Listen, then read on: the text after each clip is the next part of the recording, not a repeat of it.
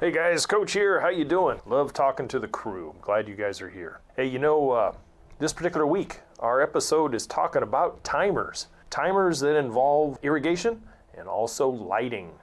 So if you've ever wanted to know just a little bit more about what's hanging on the wall out in the garage or outside on the wall, wherever you guys might have it, this will be the program for you. And I hope you take us along. Take us along in wherever you're going, biking or jogging or whatever you might be doing. I sure appreciate the attention, I really do. Hey, about 25 years ago, I was introduced to automatic irrigation timers as part of a training program I received at my first nursery employment. I've mentioned that both in the eBook and the course, but it was back at Navalets Nursery in the San Francisco Bay Area. Back then, there were old Rick Dell brand timers with gears and pins that determine preset times to water, preset days, and the old skip-a-day wheels. Maybe some of you listening actually remember those things, and maybe even some of you have one on a wall somewhere still. They're pretty much antiques by now, just about like Coach's.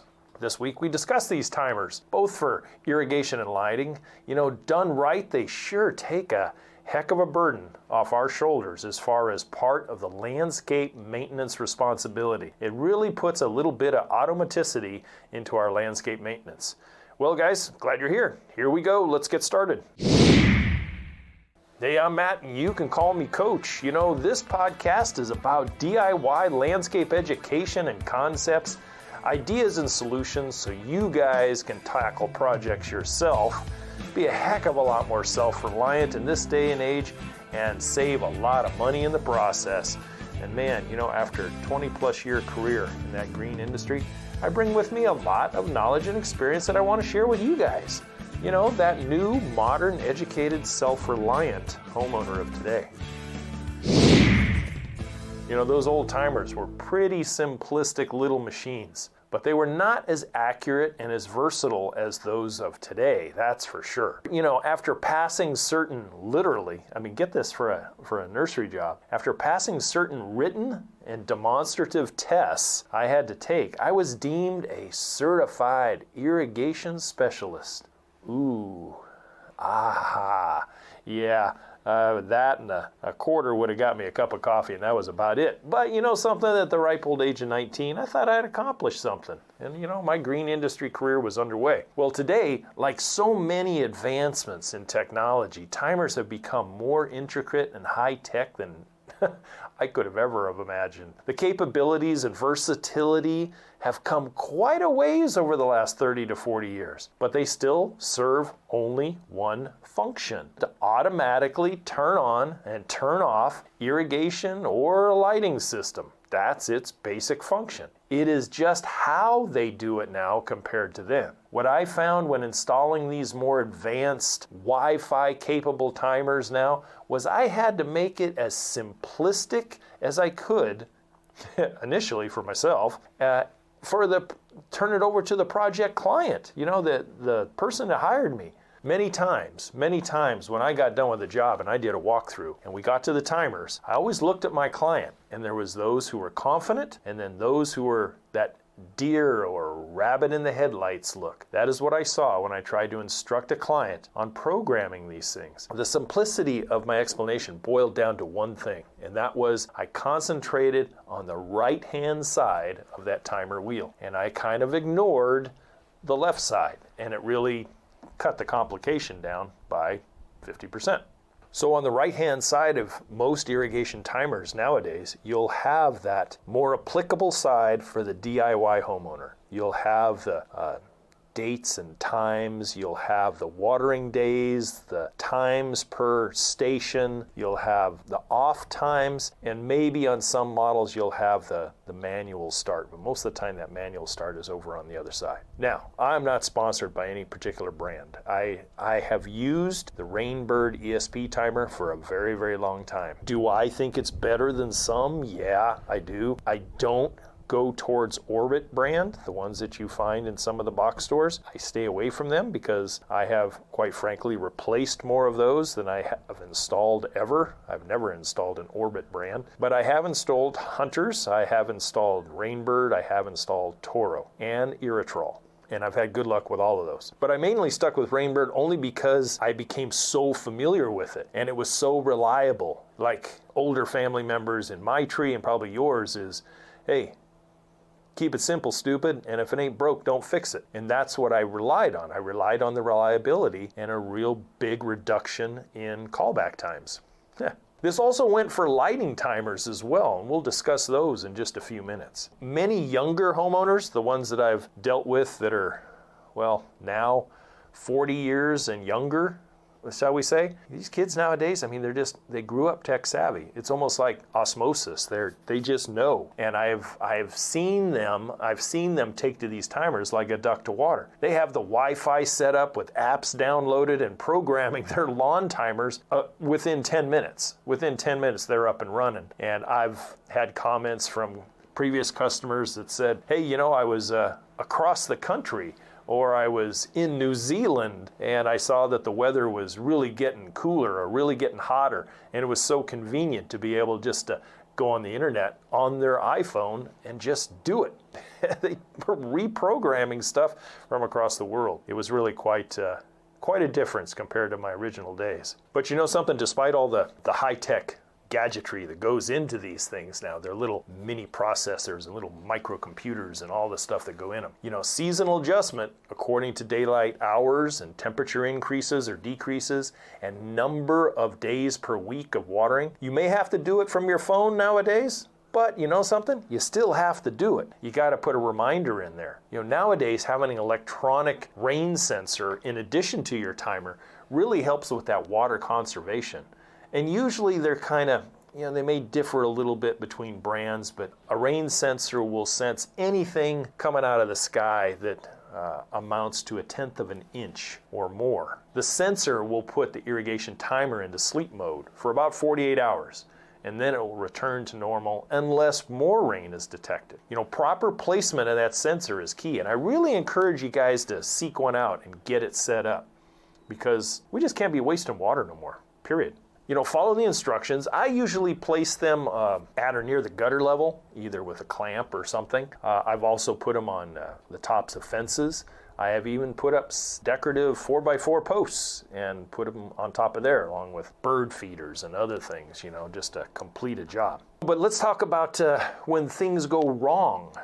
You know, it's nice to have these devices, and when they're working great, just pump your fist and you're going, hey, this makes things a lot easier than going out there with the old manual valve turn on key and turning everything on and then going back out and turning everything off. Those days are kind of in the rearview mirror. I hope you agree with me on that. Well, everything has an end date, and electronics are no exception. The best advice I can give is get a quality material first and foremost. Don't get a cheapy brand. Plain and simple. Just don't get a cheapy brand. Check and maintain that timer regularly and test it at least once a year.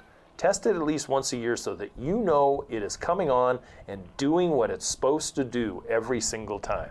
I found most irrigation malfunctions happened in the wiring that left the timer and at the outside valves themselves, either from rodent damage or excessive UV exposure or physical damage, you know. But the timer itself, I mean, I think I found mostly because of excessive dirt and dust, and in some cases actual physical damage where something struck the timer type of thing. Beyond these problems though, if it's put in the right place and kept clean and maintained and tested, you're pretty much guaranteed those things are going to last a decade and beyond, as long as you've got a good quality one. You know, when I was doing my walkthroughs, I would have my clients program their timers themselves under my instruction. And then when we got it and we've tested it and it was doing what it was supposed to do, we would do it again. So they would get 2 rounds of that, and I would go back in between and I would kind of zero everything out, and now we're going to do it again. I had a few callbacks now and then to reprogram, but those were the exceptions, kind of not the rule. I found, and this is not age discrimination, because I'm an old fart too, but I found that the older the person was,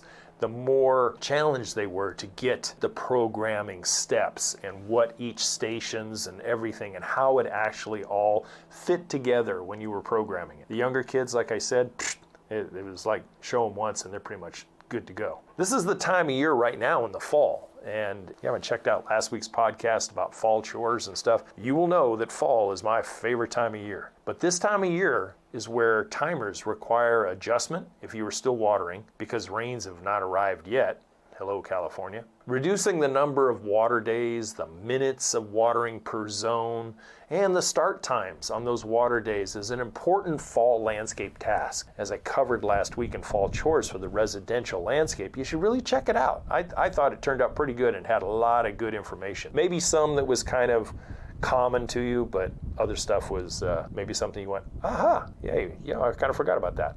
Most timer companies carry two types of irrigation timers. Either they're an indoor rated timer, meaning it doesn't go outdoors, or an outdoor rated timer. Outdoor rated timers can be placed outdoors and are basically waterproof with a rubber gasket around a plastic box, and then the actual timer is mounted inside. Towards the end of my construction career, I just placed outdoor timers, period. They went indoors in garages, they went outdoors on walls or in shops or wherever we happen to be mounting it. And I just didn't do the indoor ones anymore because, quite frankly, that protective box protected the whole thing, whether it was outside in the elements or if it was inside on a garage wall. It didn't really matter. Remember that indoor timers will require what they call an exterior transformer. In other words, if you have the indoor timer, it'll be a little pigtail wire that comes out of the timer, and then you plug the transformer into your garage wall or into your family room wall or into your shop wall, wherever you want. For the outdoor rated timers, however, the transformer is sequestered inside that protective box, but you will have to wire what they call a high voltage pigtail cord into the connection box, generally in the lower left portion of the box, and then wire it up with a couple of wire nuts, and then you plug the plug into your outlet just like you would anything else, like you're plugging your vacuum cleaner in. That's basically the type of cord it is. And then the transformer inside does its own scale down of voltage and allows the timer to use low voltage as it's operating electricity. I suggest finding, if you're putting an outdoor timer out on an outdoor wall, like out by your patio or whatever, I suggest finding a bubble cover for the outside plug, just basically for longevity and protection. Don't use just the straight flapper that you get from the builder of the home. Take that off and put a bubble cover on, and then you plug in. That way you keep it a lot more protected. You know, like I said, timers are low voltage in their internal operation, and shock is very, very, very rare. And if it was, it would be certainly far less than a 9-volt battery to your tongue. The valve solenoids that are out at your valves, the little electrical solenoid that activates a magnet which lifts things and causes all kinds of vacuum brake and allows your valves to work, those things work off of millivolts. I mean, there's no risk of electrical shock. But you know something? If you get leery around electricity, no matter how much voltage there is, contact a landscape contractor or someone that knows how to, an irrigation specialist, and have them put it in for you. At least seek out the professional help and then watch them and learn. And once you learn it once, then the old adage, you can give a guy a fish or teach him to fish, okay? Now you'll be up and running self-reliantly. Have them instruct you on it, and then read the freaking manual, at least the parts that are really applicable, and learn and play with it, really get to know it. Okay, so let's move away from irrigation timers. I'll cover a little summary at the end, but I want to talk about lighting timers. These devices are low voltage, like 12 to 15 volts on one side of the timer/transformer, and high voltage on the other. A large transformer reduces that high voltage coming in from your wall plug and then transfers it and breaks it down to your 12 volt and then sends that 12 volt or that low voltage current out your cable and out to your fixtures. Those transformer machines really need periodic attention unless you have created it in such a way that you don't get infiltration of bugs. Earwigs, spiders, they like crawling up into those holes that are not plugged. So I strongly encourage you to plug those holes. If you do clean them, make sure that you unplug the transformer and then take a air compressor, canned air, whatever you might have, with a real light broom or a brush, and just gently kind of clean all that stuff out of there. Probably once a year minimum, twice a year will generally be sufficient, depending on where you have it operating. If you have it on the side of the shed where you got a lot of creepy crawlies and things that are out there all the time, they're going to look for shelter, and they will be attracted to the electronic wavelengths and stuff that come out of those transformers. And so you got to clean it out once in a while. You don't want things getting shorted out. And then you'll get some things that are the cabling that leaves the transformer. Mice and rats sometimes squirrels like to chew on the casing. That's why we used to always put a PVC pipe and a male adapter going up into the transformer so that cabling was protected from inside the transformer down underground and it was never exposed. Kind of a little pro tip there for you. I would always check the system if I were you. Check it manually. There's generally a little switch, a little toggle, one way or another, either on the mechanical timer or an actual flip switch on it. Check the switch in manual mode and check each and every bulb for good working operation. You're probably going to have to, unless you have a phototopic cell that turns things on when the daylight starts to drop in the evening, and then it turns it off as the daylight comes up in the morning. Or you can also, nowadays, you can have a phototopic cell and then set the timer to run for maybe just 6 hours. So this time of year, things are dark at 7 o'clock, things come on at 7, and it goes off at midnight. Something like that. That way you're extending your bulb life a lot further. But if you don't have that, you're going to have to adjust your timers about 4 times a year according to daylight hours, plain and simple. Why would you want to have the lights coming on at 5 o'clock in the afternoon in June, but 5 o'clock in the evening in December and January? It makes sense, but not in June. So you have to go out there and adjust it. And if you got the little mechanical timers, the one with almost looks like a Christmas tree light timer that's inside, you just have to learn how to pull those pins and push those pins so that you have your correct amount of time running there. So there you go. The less run time on that system, your bulbs are going to last a lot longer. And I really encourage you, I strongly advise you guys to seek out LED bulbs in this day and age for reliability and longevity rather than the older incandescent bulbs of yesteryear. They just last so much longer. Yes, they cost more, but in the long run over the life of bulbs, you'll replace, 5 to 10 incandescent bulbs compared to one LED bulb.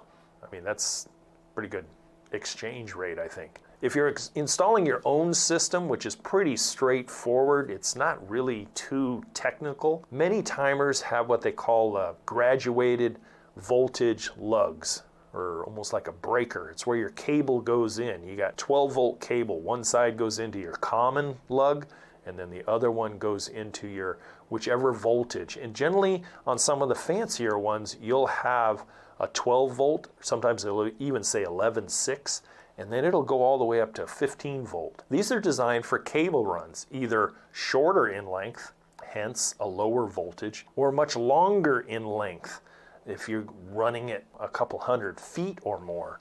So you don't have voltage drop to where the hits the fixture or fixtures, that it still remains the proper brightness that you're looking to achieve. So you'll find the various lugs there. If you get it reversed, I don't think if you have a real short run, you don't need to plug it into the 15-volt. A 12-volt will be more than sufficient.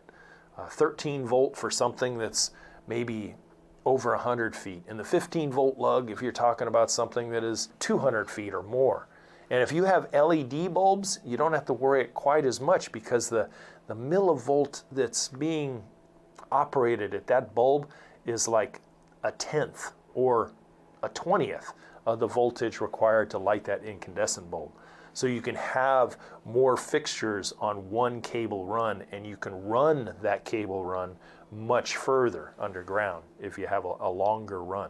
They are reliable when installed correctly, and your landscape investment dollar can last and last with good care and checking periodically. That's the whole thing. It's like buying a car, guys. You don't buy a brand new car and then you just don't ever wash it. You don't vacuum the inside. You don't change the oil. It's the same thing. They're just smaller, less expensive machines, plain and simple. So, to sum up, double check double check it if you have these devices and make sure they are working properly. Adjust them this time of year as needed and enjoy the automaticity throughout the year. They're a great little tool. They really are. So going back to irrigation sum up, remember, concentrate on the right-hand side of that wheel, that little click, click, click, and you can program that correctly.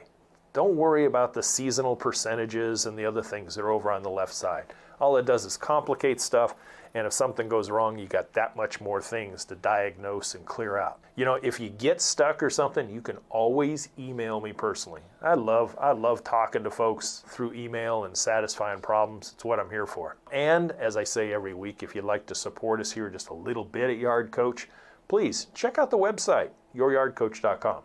You know, we got the book, we got the digital course there. We've always got the 15-step DIY checklist, and I can only do but thank you. Thank you for, if you're still with me, thanks. I really appreciate it. And I will catch you guys next week. And as always, to your landscape success, check those timers. Make sure they're doing what they want them to do. See you next Friday. Take care. Thank you for listening to the Yard Coach podcast. Don't forget to head over to the website at youryardcoach.com, where you will find more DIY landscape education, including the free 15-step DIY landscape checklist, Coach Matt's eBook called Landscaping Simplified, and the flagship digital course, Homescape 1.0. As always, if you have any questions or comments, you can email Coach Matt directly at youryardcoach@gmail.com. We'll see you right here next week.